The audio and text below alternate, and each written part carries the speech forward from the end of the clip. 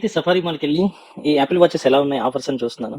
So చూడంగానే నాకు కొంచెం సిరీస్ 10 అయితే కొంచెం అట్రాక్టివ్‌గా కనిపించింది. సిరీస్ 10లో జీపీఎస్ తీసుకున్నాను. సైజ్ వచ్చేసరికి 46 సో ఓపెన్ చేయంగానే వెంటనే ఇదిగో ఇలా సింబల్ అయితే వచ్చింది. సో ఇప్పుడు ఓపెన్ చేయబోయేదైతే స్ట్రాప్. ఇది జెట్ బ్లాక్ కలర్‌లో తీసుకున్నాను నేను. యాపిల్ ప్రొడక్ట్స్ అంటే క్వాలిటీ గురించి మీకు తెలియనిదే ఉంది.